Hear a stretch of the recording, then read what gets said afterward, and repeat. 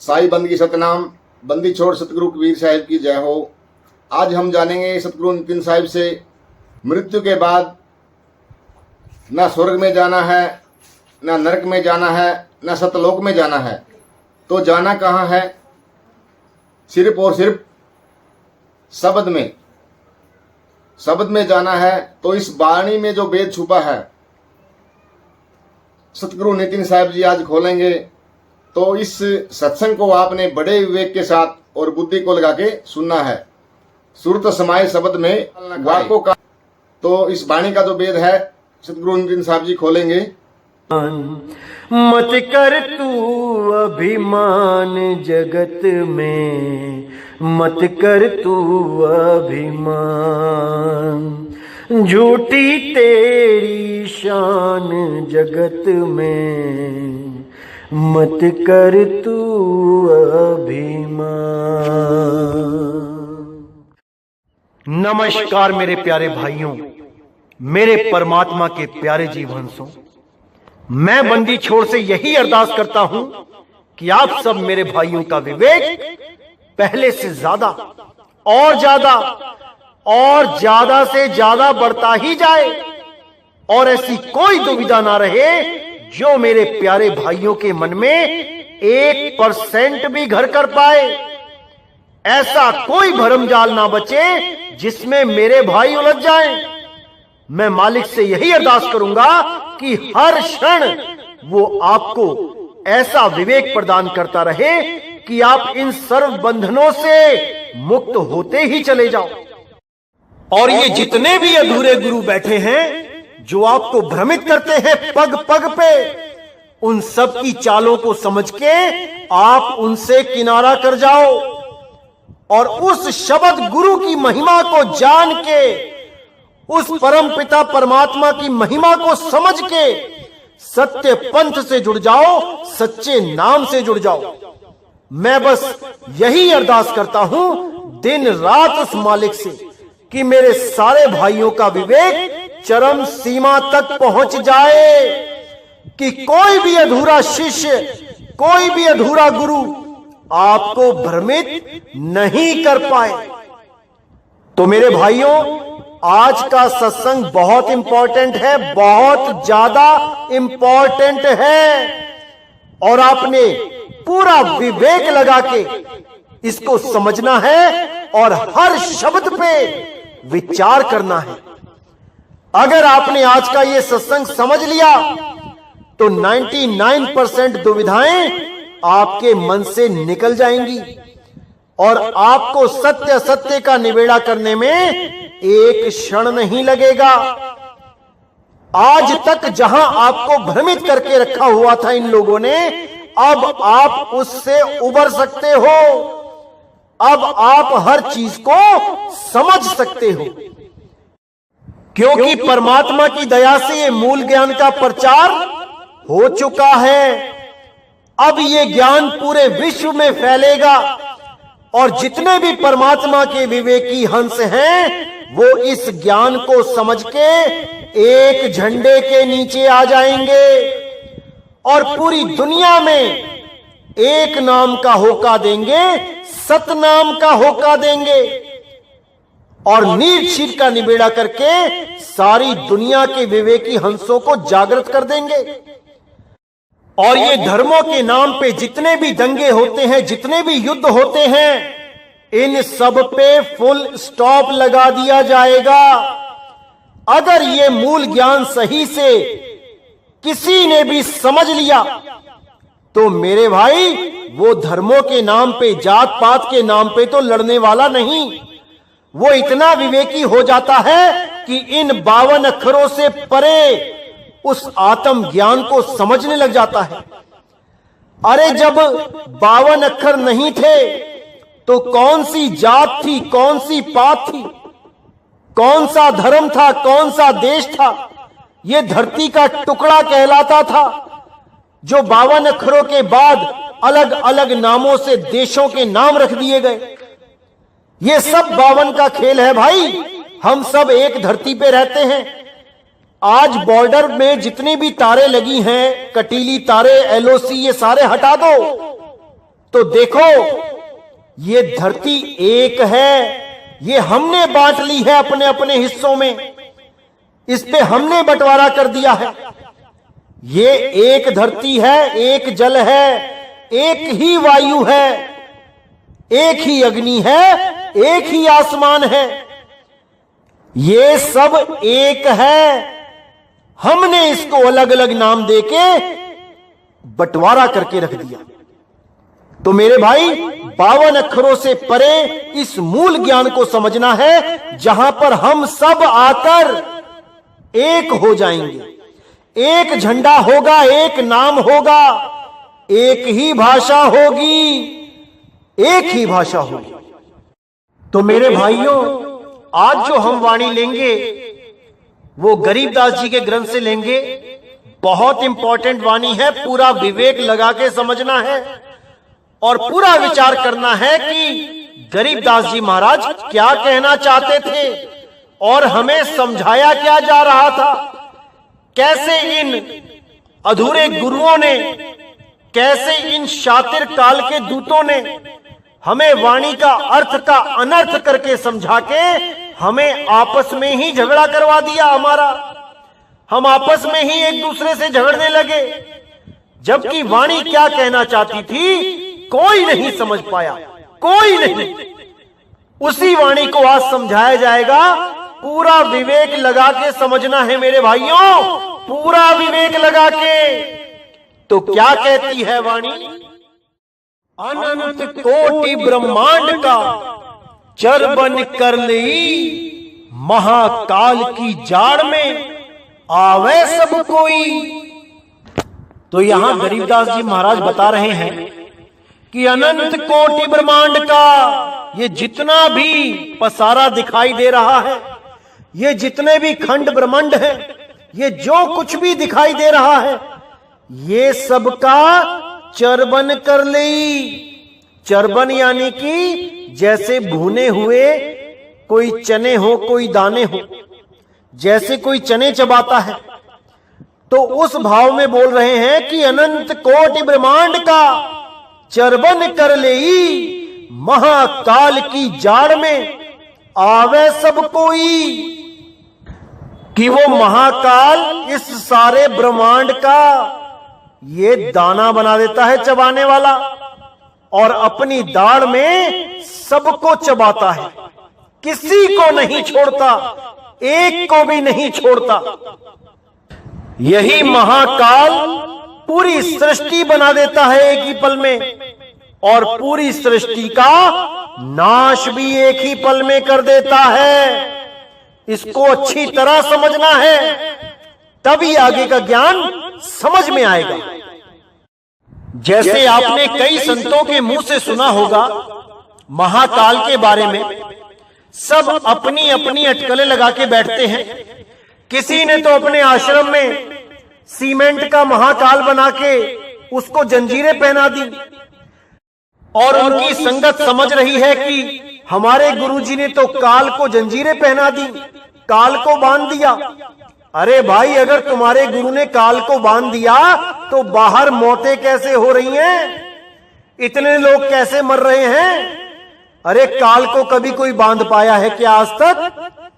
इस 3 लोक का मालिक है वो काल निरंजन, उसको कोई नहीं बांध सकता। इस सारे अखिल ब्रह्मांड को अपने मुंह में लेके घूमता है वो, लेकिन कोई उसे नहीं बांध सकता, क्योंकि असल में किसी को पता ही नहीं है कि ये काल है क्या, ये काल कौन है, कहां रहता है, दिखाई कैसा देता है, कितनी आंखें हैं, कितने हाथ हैं, कितने दांत हैं, ये कोई नहीं जानता। बस कबीर वाणी में से या अन्य संतों की वाणी में से, ग्रंथों में से देख के कि हां भाई कोई काल है, सभी गुरु लग गए शोर मचाने, हां मैं काल से बचा लूंगा, हां मैं काल से बचा लूंगा। अरे कभी काल देखा है क्या कि काल होता क्या है, कैसा होता है? कभी अपने शिष्यों को काल दिखाया है क्या कि बेटा ये होता है काल, इससे बचाऊंगा मैं तुम्हें? क्यों मूर्ख बनाते हो इस भोले समाज को, जब कभी काल का दर्शन तुमने ही नहीं किया तो उससे बचाओगे कैसे? ये सब केवल और केवल मूर्ख बनाते हैं भोली जनता को। तो आज काल के बारे में बताया जाएगा, अच्छी तरह समझना है मेरे भाइयों।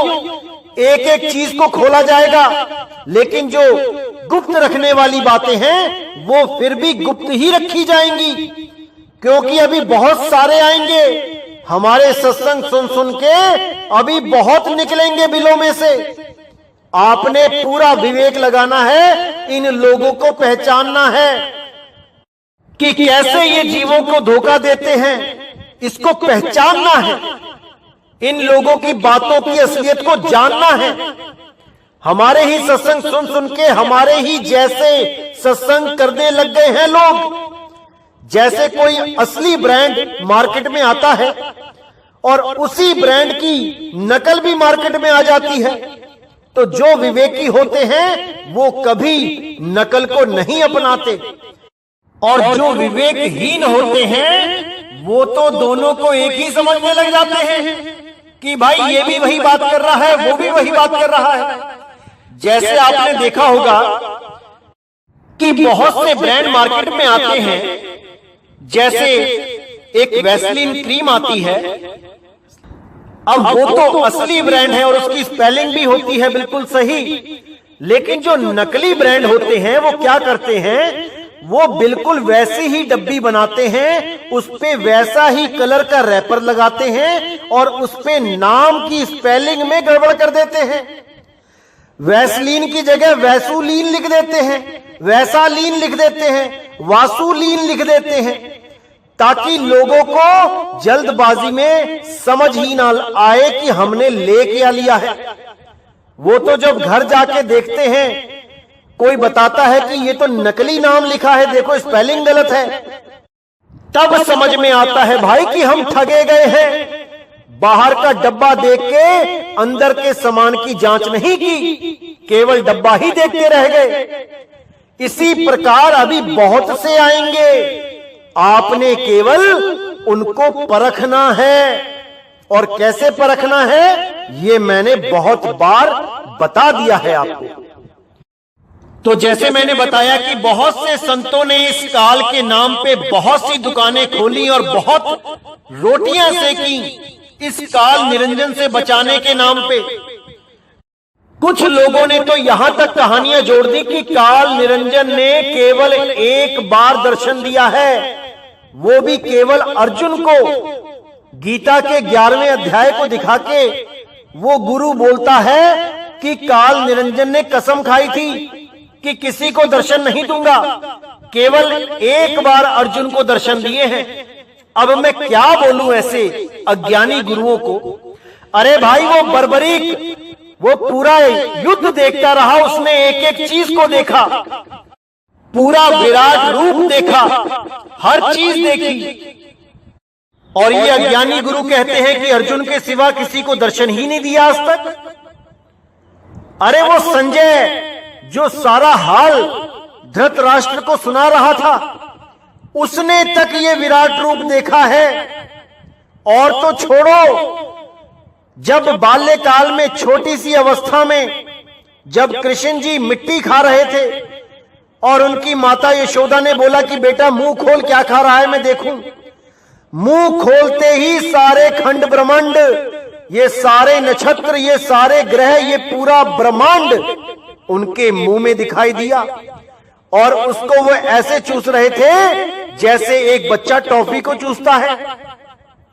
इसी का हवाला देते हुए कह रहे हैं कि अनंत कोटि ब्रह्मांड का चरवन कर लेई, महाकाल की जाड़ में आवे सब कोई। कि इस दुनिया को बनाने वाला कब इस दुनिया को चरवन बना लेगा, चूरा बना लेगा, उसका कोई नहीं जानता। एक पल लगेगा पूरी सृष्टि खत्म करने में। जो इस सृष्टि को बनाता है वो बिगाड़ भी सकता है। और इस सृष्टि को कौन बनाता है? ब्रह्म बनाता है, परमात्मा नहीं बनाता। इस सृष्टि का रचयिता ब्रह्म है। ये ब्रह्म क्या होता है, कैसा होता है, सृष्टि कैसे बनाता है, ये आने वाले सत्संगों में आपको इशारा कर दिया जाएगा। लेकिन खोल के अभी सृष्टि रचना नहीं बताई जाएगी, क्योंकि बहुत से लोग हमारे सत्संग की कॉपी करने में लगे हैं। बिल्कुल नहीं बताई जाएगी अभी। तो वाणी आगे क्या कहती है? गरीब काल कर्म कर गहत है, ले जाता है तो ही, बिन सतगुरु छूटे नहीं, नाम भरोसा मोही। तो यहां गरीबदास जी ने बिल्कुल क्लियर कर दिया कि ये काल कैसे जीवों को पकड़ता है। काल कर्म कर गहत है, यानी कर्मों की बंसी लगाता है। कभी अच्छे कर्म करवाता है, कभी बुरे कर्म करवाता है, और इन्हीं कर्मों का फल देने के लिए उसे कभी ऊंचे ऊंचे लोकों में भेज देता है, स्वर्ग महास्वर्ग में, सतलोक, अलखलोक, अगमलोक, अनामी लोक में, और कभी रसातल में यानी नरकों में। बस ऐसे ही एक झूले की तरह ऊपर नीचे ये जीव बार बार आता जाता रहता है। तो कहते हैं गरीब काल कर्म कर गहत है, ले जाता है तो ही, बिन सतगुरु छूटे नहीं, नाम भरोसा मोही।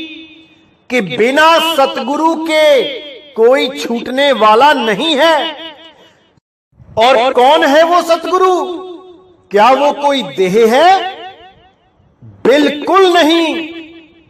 क्या वो कोई आदमी है? बिल्कुल नहीं। जो सतगुरु की बात की गई है वो केवल और केवल शब्द गुरु की बात की गई है। तभी बोला गया बिन सतगुरु छूटे नहीं, नाम भरोसा मोही। मुझे तो उस सत्य नाम का भरोसा है। एक सत्य नाम ही कालजाल से छुड़ा सकता है, अन्यथा कोई नहीं। वो सतनाम ही सतगुरु है। वो सतगुरु कभी मां के गर्भ से नहीं आता। वो सतगुरु चार दाग से न्यारा है। उस सतगुरु का भेद एक देही गुरु से प्राप्त होता है, और जब वो देही गुरु सारे भेद बता देता है, तब उस जीव को ये काल रोक नहीं सकता। और जिसके पास भेद ना हो, जिसने कभी जीवन में गुरु धारण ही नहीं किया, वो बेचारा इसी काल जाल में उलझा रह जाता है। बार बार 184 जूनों में जाता है, भटकता है, और बार बार मरता जन्मता रहता है।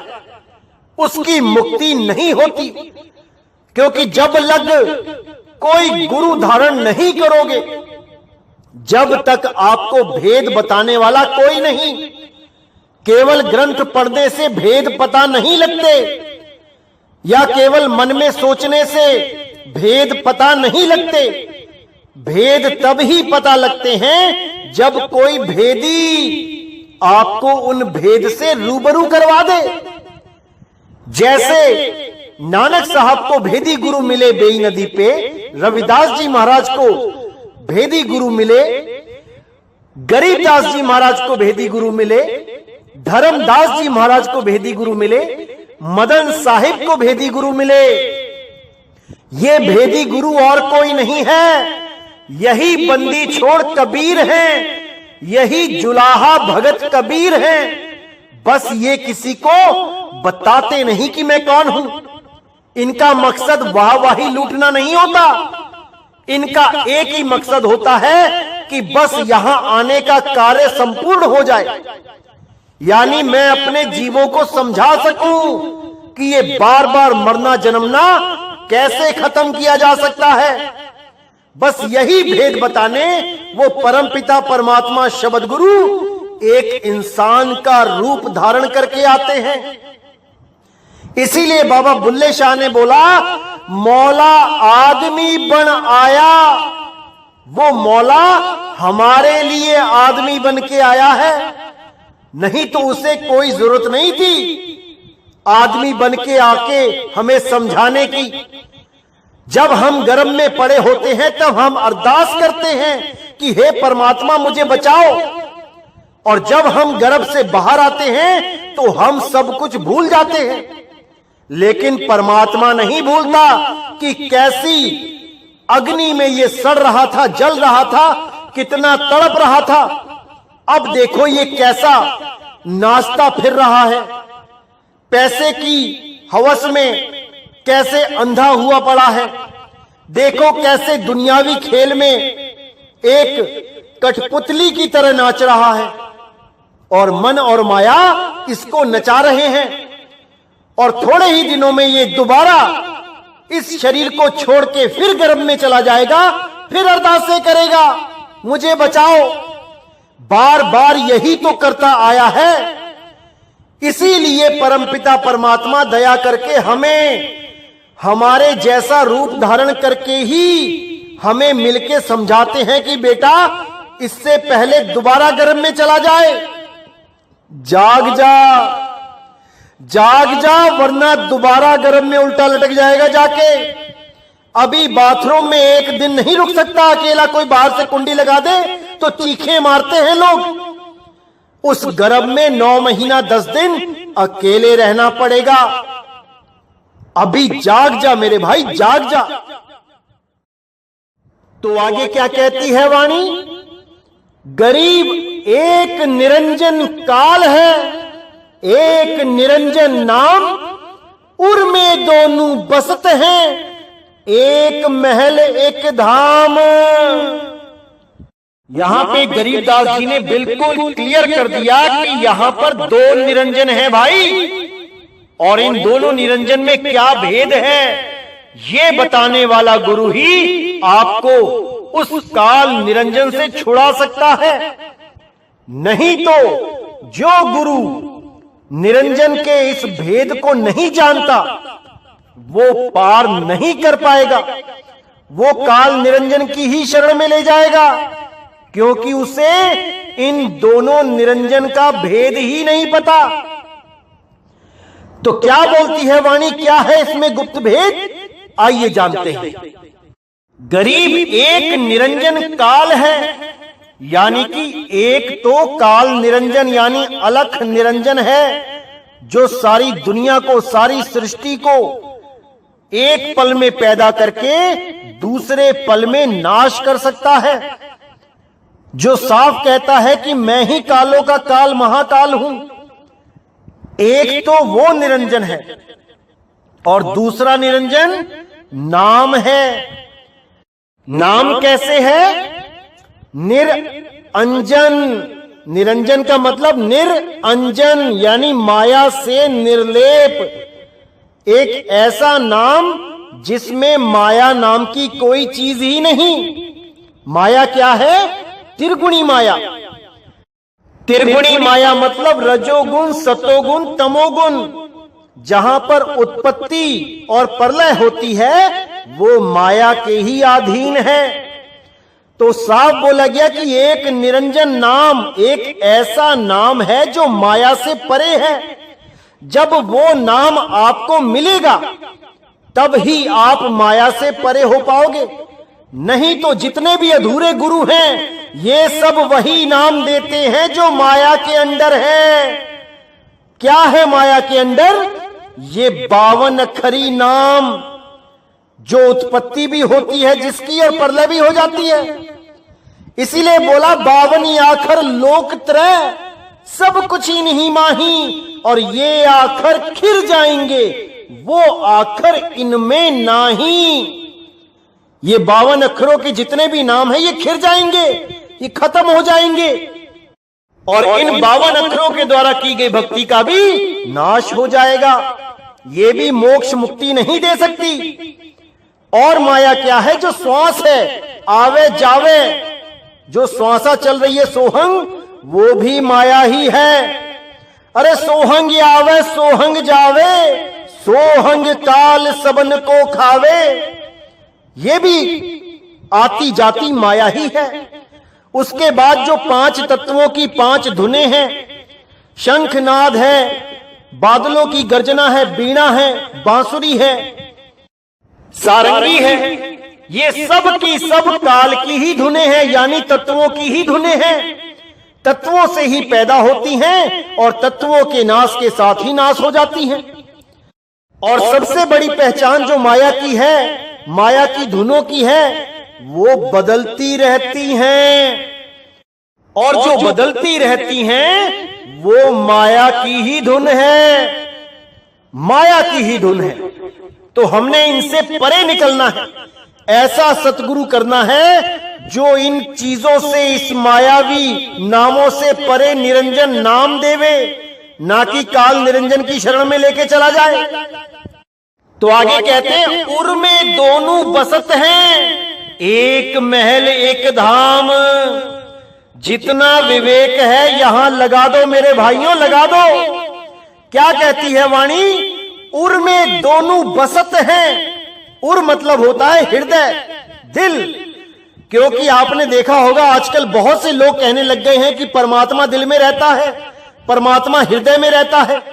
असल में वो ये समझ ही नहीं पा रहे हैं कि कौन सा निरंजन हृदय में रहता है और कौन सा आत्म घट में रहता है। उस आत्म घट में जहां माया का कोई काम नहीं, वो आत्म घट विदेही है, वो देह में नहीं है। लेकिन ये काल निरंजन जहां रहता है वो देह ही है, वो देही में ही रहता है।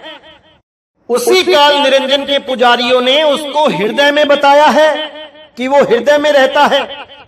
तो जो अज्ञानी संत होता है, जिसको भेद नहीं पता होता है इन दोनों निरंजन का, वो शरीरों में ही ध्यान लगाने लग जाते हैं, वो देह में ही उसको ढूंढने लग जाते हैं और परमात्मा की जगह काल निरंजन को प्राप्त कर लेते हैं अंत समय में। और उसका स्वरूप क्या है? ज्योत स्वरूप।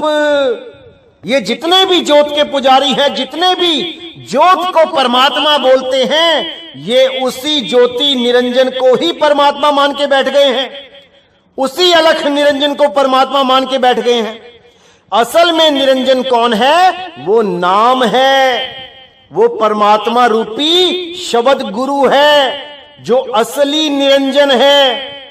उसको जानना है, जो देह से परे विदेह अवस्था में रहता है।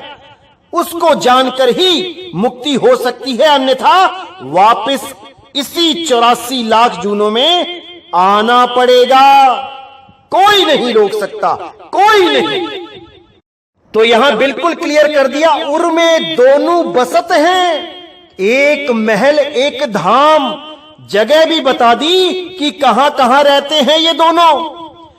काल निरंजन कहां रहता है? महल में, इन 5 तत्वों की देह रूपी महल में, जिसके लिए मैंने पहले भी एक कबीर साहब की वाणी बताई थी कि कर नैनो दीदार महल में प्यारा है। इसी 5 तत्वों का सारा भेद खोलते हुए, इसी पूरे शरीर की एक एक बात बताते हुए कबीर साहब कहते हैं कि इसी में वो प्यारा बैठा है। कौन प्यारा? वो काल निरंजन। वो इसी महल का राजा बन के बैठा है। इसी राजा से लड़के आपने इसके महल के ऊपर चढ़ जाना है। ये तब काबू आएगा भाई, तब मोक्ष होगा, मुक्ति होगी, अन्यथा कभी नहीं होगी।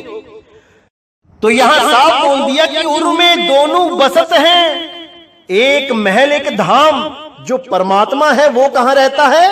वो अपने धाम में रहता है। क्योंकि महल तो टूटते बनते रहेंगे, लेकिन धाम वो कभी नहीं बदलेगा। जो निज धाम है, जिसको सतलोक बोला गया है, जो सत्य है, वो ना तो कभी बदलता है और ना ही कभी उसका नाश होता है। वो शब्द ही सतलोक है, वो शब्द ही धाम है, वही परमपिता परमात्मा का निज धाम है, वही शब्द गुरु है। उसी में सुरत को लगाना है, तभी ये सुरत सदा सदा के लिए इस जन्म और मरण से मुक्त हो जाएगी, अन्यथा इसको वापस आना ही पड़ेगा, आना ही पड़ेगा। तो कहते हैं कि उर में दोनों बसत हैं, यानी हृदय में ही है दोनों। लेकिन एक हृदय अज्ञानियों वाला, यानी इस देह का हृदय, इस देही में जो ध्यान लगाते हैं, और एक हृदय यानी आत्म स्वरूप, वो ज्ञानियों वाला हृदय, वो विदेही है, वो देह से परे है, इस देह की सीमा से परे है, इस देह में नहीं है भाई। ये देह तो एक किराए का कमरा है जो कुछ समय के लिए आपको दिया गया है। इस कमरे में से एक दिन निकलना पड़ेगा। कहां जाओगे? जब तक यही नहीं समझ आया हमेशा डरते ही रहोगे देह छोड़ने से। लेकिन अगर तुम्हें यह पता लग जाए कि कहां जाना है, इस सूरत को कहां पहुंचाना है, तो देह छोड़ते हुए अपनी सूरत को शब्द में लगा लो और सदा सदा के लिए इन किराए के कमरों को छोड़ के अपने मालिक के घर चले जाओ। यही मोक्ष है, यही मुक्ति है, यही फाइनल सॉल्वेशन है। इसके अलावा सब अज्ञान है, सब माया है। तो आगे गरीबदास जी महाराज कहते हैं, गरीब काल डरे करतार से, जय जय जय जगदीश, जोरा जोड़ी झाड़ती पग रज डारे शीस। तो यहां साहिब कहते हैं कि भले ही ये काल कितना ही बली क्यों नहीं है, कितना ही विशाल क्यों नहीं है, पूरे ब्रह्मांड को एक पल में अपने मुंह में समा सकता है, पूरे ब्रह्मांड को एक पल में खत्म कर सकता है, सारी दुनिया का नाश कर सकता है, लेकिन फिर भी ये काल डरे करतार से। ये काल उस कर्ता पुरुष से डरता है। जय जय जय जगदीश, जोरा जोरी झाड़ती पग रज डारे शीस। जोरा यानी कि माया, जोड़ी यानी कि जूतों की जोड़ी। जोरा जोड़ी झाड़ती पग रज डारे शीस, यानी ये माया जूते साफ करती है उस जगदीश के। पग रज डारे शीस, और उसके चरणों में अपना शीश नवाती है। भले ही ये माया कितनी ही प्रबल क्यों नहीं है, बड़े बड़े सिद्ध साधुओं को, बड़े बड़े ऋषि मुनियों को इस माया ने नहीं छोड़ा, लेकिन उस जगदीश के आगे ये दोनों ही, ये काल और माया दोनों शीश नवाते हैं। ये उसका कुछ नहीं बिगाड़ सकते, क्योंकि वो अकाल है। उसका काल कुछ नहीं बिगाड़ सकता, वो समय से परे है। और काल और माया केवल उन लोगों का बिगाड़ सकते हैं जो समय के अंतर्गत आ जाते हैं, उनका कुछ भी शेष बाकी नहीं छोड़ते ये। लेकिन परमात्मा के आगे ये दोनों निर्बल हैं। इसीलिए बोला, गरीब काल डरे करतार से, जय जय जय जगदीश। तो मेरे भाइयों, हर चीज को अच्छी तरह समझना है, एक एक पॉइंट पे विचार करना है, तभी यहां से निकल पाओगे। नहीं तो ये काल के दूत ऐसे जाल बिछा के बैठे हैं, कहीं भी फंसा लेंगे आपको, अगर आपने हल्का सा भी विवेक कम किया तो। इसीलिए बार बार अरदास करता हूं मालिक से कि वो आपको इतना विवेक दे, इतना विवेक दे कि कोई भी अज्ञानी गुरु या उसका चेला, ये जितने भी YouTube चैनल पे गुरु बन के बैठे हैं, जिनका अपना तो कोई गुरु है नहीं और दुनिया का गुरु बनने के लिए लगे हैं, ऐसे चालाक लोगों से, ऐसे धूर्त लोगों से मालिक आपको बचा के रखे, इतना विवेकी बना दे कि इनकी चालाकियों को एक पल में पकड़ लो। मैं बस यही अरदास करता हूं कि आपका यह अनमोल जीवन ऐसे ही बर्बाद ना हो जाए, बस यही अरदास करता हूं। तो आज का सत्संग यही समाप्त करता हूं और अगला सत्संग बहुत जल्दी आएगा। तब तक के लिए मुझे विदा करें। बोलिए सतगुरु बंदी छोड़ सतगुरु सत्य कबीर साहिब की सदा ही जय हो, सदा ही जय हो। मेरे मालिक की साहिब बंदगी सतनाम।